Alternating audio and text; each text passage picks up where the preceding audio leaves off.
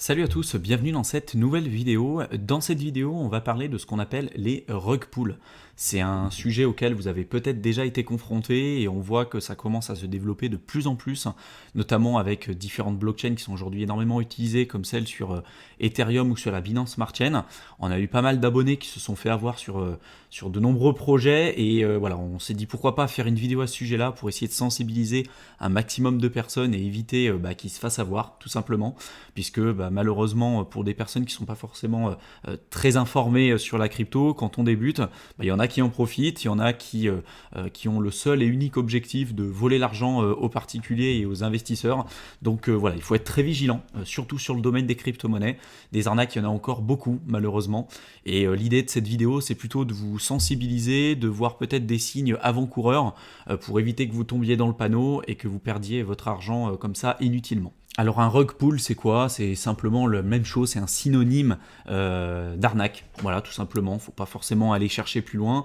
Vous avez des personnes aujourd'hui qui ont une fâcheuse tendance ou même une facilité de pouvoir lancer des arnaques dans l'écosystème crypto. Et c'est notamment le cas sur des blockchains qui sont très utilisées aujourd'hui, notamment sur Ethereum ou sur la Binance Smart Chain.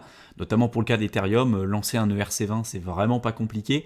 N'importe qui peut arriver à le faire, à créer une certaine hype à côté, et puis malheureusement profiter de la crédulité de pas mal d'investisseurs pour leur soutirer de l'argent.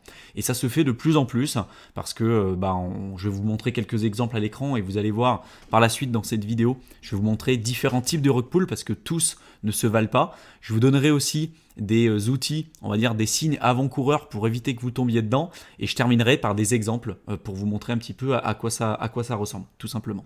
Donc déjà, les différents types de rug pull, maintenant que vous savez ce que c'est, vous savez que c'est des arnaques, il faut faire attention, il y a différents types de rug pull, et tous ne se valent pas. La première chose, c'est, on va dire le premier type de rug pull qui est souvent celui le plus utilisé, c'est ce qu'on appelle les vols de liquidité. Dans ce premier cas, c'est pas forcément très compliqué à comprendre. Vous pouvez affaire ici, là, à une personne ou un groupe d'individus qui vont créer ce qu'on appelle un token ERC20 pour le cas d'Ethereum et qui vont lister ce token ERC20 sur une plateforme décentralisée comme par exemple Uniswap pour citer la plus connue et qui vont créer ce qu'on appelle un pool de liquidité. Donc ils vont créer une paire de liquidités entre le shitcoin là qu'ils ont créé et puis finalement Ether. Donc ils vont avoir une paire shitcoin Ether. Et donc là, au fur et à mesure, c'est bien ce qui est expliqué en dessous, ils vont créer ce qu'on appelle un battage médiatique, ils vont créer une certaine hype autour de leur projet en question, et puis au fur et à mesure qu'il y a de plus en plus d'investisseurs qui vont accepter le jeton, qui vont voir que le cours augmente, ça va attirer de plus en plus de débutants et de nouvelles personnes qui vont y voir une opportunité de faire de l'argent rapidement.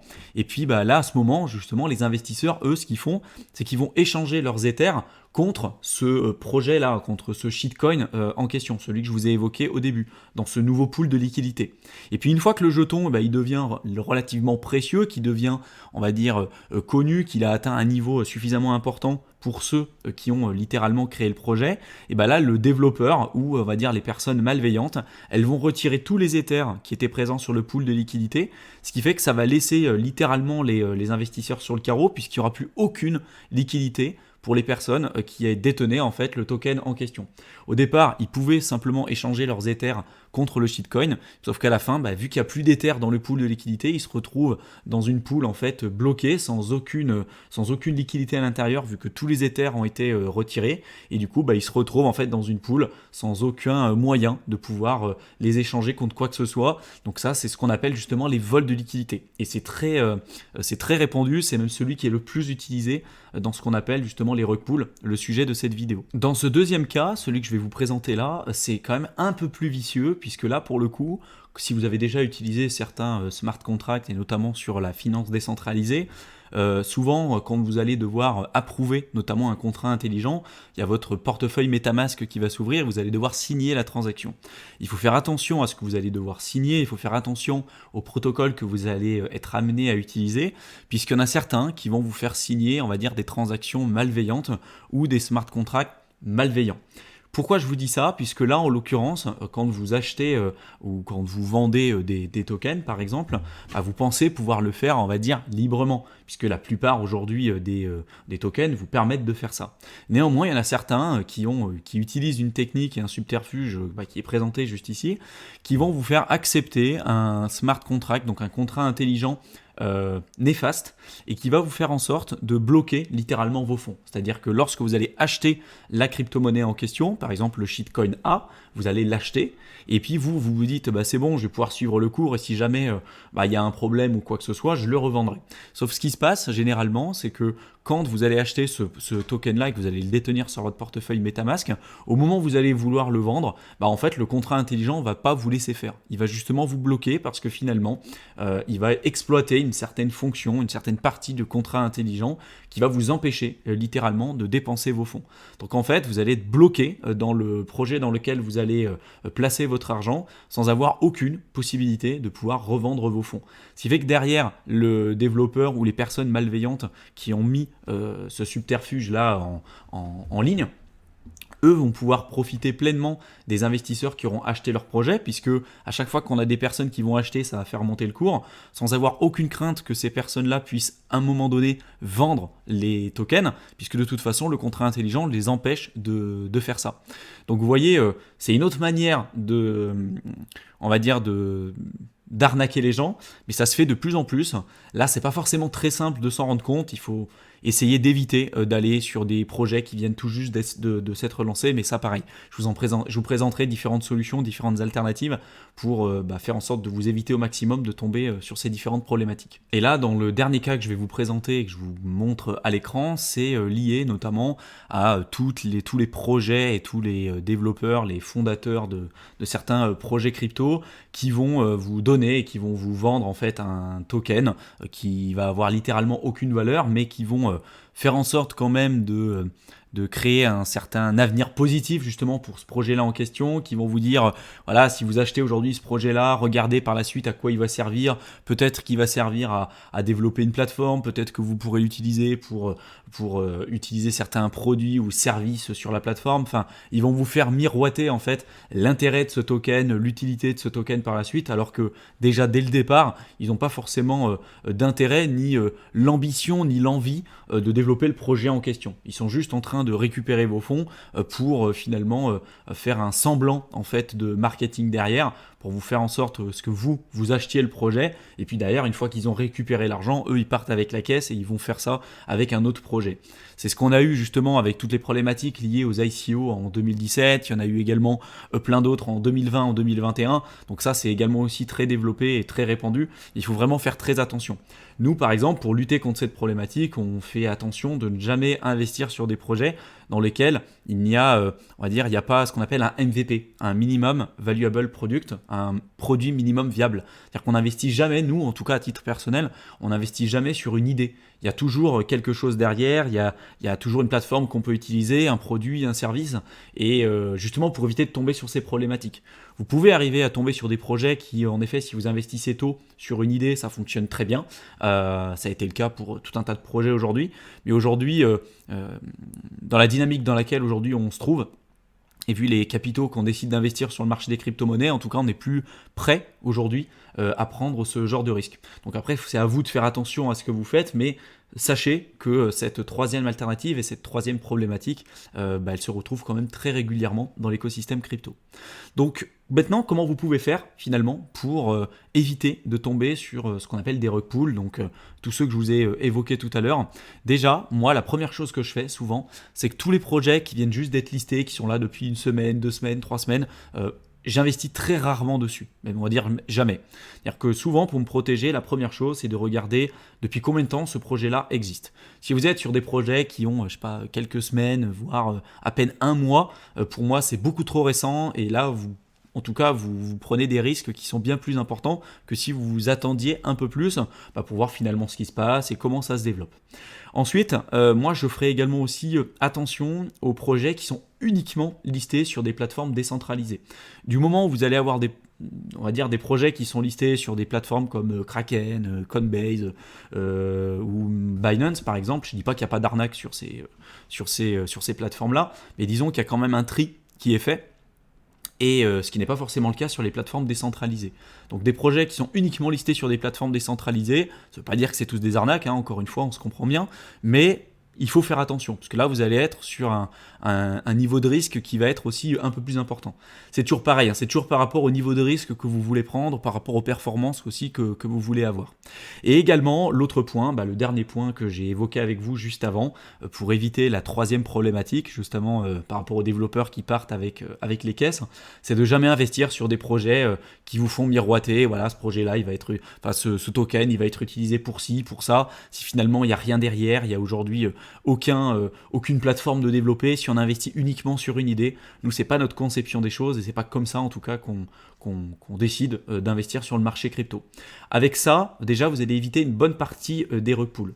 Également, soyez vigilants, mais tous les projets qui n'ont pas été audités, notamment sur Certic par exemple, il y a plein on va dire, d'entreprises qui aujourd'hui créent des audits pour les différents protocoles liés à l'écosystème crypto. Et on avait fait d'ailleurs pas mal de vidéos à ce sujet-là, notamment sur comment lire un rapport d'audit pour voir éventuellement s'il y a des problématiques importantes, notamment liées à l'économie du token, s'il y a des risques de rug pull ou pas. Enfin, je vous mettrai tous les liens dans la description de la vidéo. On avait parlé justement de ça, on avait parlé aussi des clés admin, qui sont aujourd'hui des sujets extrêmement importants et qui ne sont pas forcément évoqués aujourd'hui sur YouTube. Voilà, je vous mettrai tous les liens pour tous ceux qui voudront aller plus loin là-dessus, qui voudront en savoir plus dans la description de la vidéo, et pour vous éviter de vous faire avoir et que vous soyez un peu plus à l'écoute de toutes ces problématiques auxquelles vous allez être confrontés si jamais vous souhaitez investir activement dans l'écosystème crypto. La dernière partie de cette vidéo, ça va être pour vous montrer un petit peu à quoi ça ressemble et comment les rug pulls, justement, ça peut être violent, comment ça peut arriver comme ça du jour au lendemain. Je vais vous montrer 3 exemples concrets. Le premier, c'était le projet qui s'appelait Squid Game. Donc à l'époque où voilà, il y avait la série qui marchait très très bien, tout le monde en parlait, et donc vous voyez, hein, tout de suite, le cours explose à la hausse. On partait d'un token qui valait presque rien, 1 centime. On est monté à 78 €, et du jour au lendemain, donc vous voyez, on était à, donc je vais essayer de faire ça correctement, 78 € à 7 h du matin, vous voyez, le 11 janvier 2021. Et là, à 11 h, donc à 7 h, donc on était à 78 € unité 1, et à 11 h du matin, vous étiez à 0,006. Je ne sais pas si vous vous rendez compte. Là, c'était une perte de 99,9999999%. Donc là, du jour au lendemain, en fait, le matin, vous avez gagné beaucoup d'argent. Le lendemain, vous n'avez plus rien. C'est-à-dire que ça se passe à une vitesse qui est incroyable. Et là, pour le coup, c'était lié au premier cas que j'avais évoqué avec vous. C'était vraiment un vol de liquidité, là, pour le coup, pour le cas de Squid Game. Il y a eu également aussi un autre cas qui s'appelle le Snowdog Price.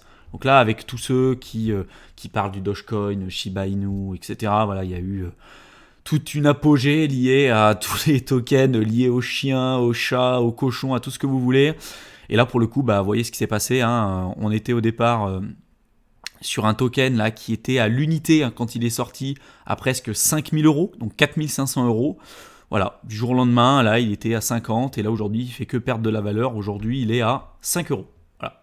Donc là, c'est pareil. Gros rug pull, liquidité. Donc là, faire attention entre volume et liquidité. Mais là, vous voyez, rien qu'en volume, vous êtes à 194 € de volume, ce qui est extrêmement faible. C'est-à-dire qu'en 24 heures, voilà, il y a 194 € de volume. Donc demain, si vous voulez rentrer ou sortir du projet, c'est mission impossible.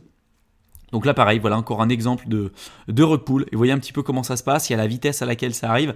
Donc là, c'est fait un peu plus rapide, pas plus rapidement justement que Squid Game. Ça a mis un peu plus longtemps, mais c'est quand même extrêmement rapide. Vous voyez que ça a commencé, là, le projet, il a été listé le 18 novembre 2021.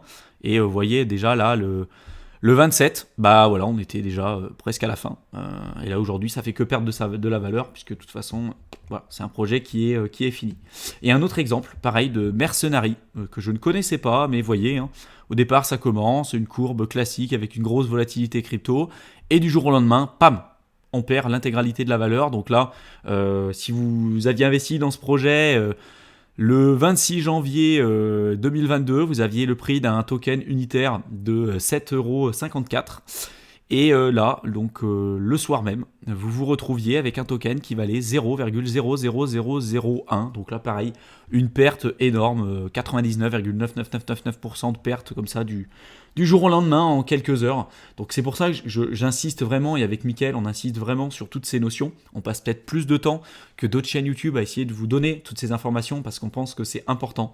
Des arnaques comme ça, il n'y en a pas eu qu'une seule, on continuera d'en avoir, on continuera malheureusement d'avoir des personnes qui se feront avoir. Mais si cette vidéo finalement aura pu aider ne serait-ce qu'une personne, je pense que ça valait le coup. Et c'est pour ça que j'ai décidé quand même de traiter ce sujet-là qui était selon moi, pas forcément suffisamment évoqué, ou du moins pas de la bonne manière sur YouTube. Donc voilà, c'est pour ça que j'ai voulu dédier une vidéo complète à ce sujet.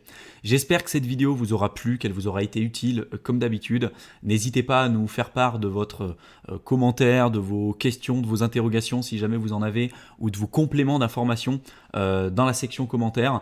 Je vous mets également le lien de notre guide offert dans la description de la vidéo pour tous ceux qui veulent se lancer dans l'écosystème crypto, qui savent pas par où commencer, qui ont besoin des différentes étapes et d'une démarche claire à suivre. Le lien se retrouve dans la description de la vidéo comme j'ai dit tout à l'heure. Vous avez simplement à rentrer votre adresse mail et on vous envoie ça dans votre boîte de réception. Je vous souhaite une excellente fin de soirée à tous et je vous retrouve dans une prochaine vidéo. À bientôt.